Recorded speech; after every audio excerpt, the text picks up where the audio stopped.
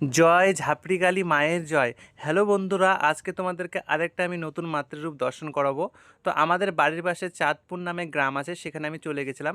আর সেখানে শুনেছি যে ঝাপড়িকালী মা বলে এক মা আছে, যেটা কিন্তু চৈত্র মাসে পুজো হয়। তো আজকে ছিল পুজো মায়ের। তো আমি আর সাগর মিলে চলে গেলাম সেই মাকে দর্শন করতে।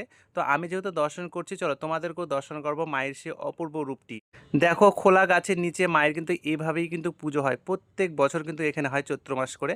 আর আমি প্রায় প্রত্যেক বছর আসতে পারি না, তো আজকে কিন্তু এসেছি। আজকে আমার সৌভাগ্য যে মাকে আমি এইভাবে দর্শন করছি, দেখো। আর এখানে শুধু ছোট বড় মিলে দেখো কতগুলো ঠাকুর, কিন্তু এগুলো সব কিন্তু ঝাপটি কালী মা। এটা যেহেতু গাছের নিচে পুজো হয়, সেজন্য কিন্তু এই মায়ের নাম সবাই রেখেছে ঝাপটি কালী মা। আর এই গ্রামটা কিন্তু চাঁদপুর নামে গ্রাম, সেখানে কিন্তু এই মায়ের বিগ্রহগুলো আছে।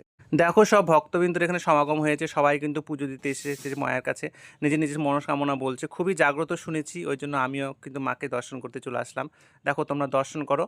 সবাই সুস্থ থেকো, ভালো থেকো বন্ধুরা, সবার মনস্কামনা পূর্ণ হোক। তোমার মাকে দর্শন করো। টাটা সবাইকে, নেক্সট ব্লগে আবার দেখা হচ্ছে তোমাদের সাথে মায়ের কোনো ভিডিও নিয়ে।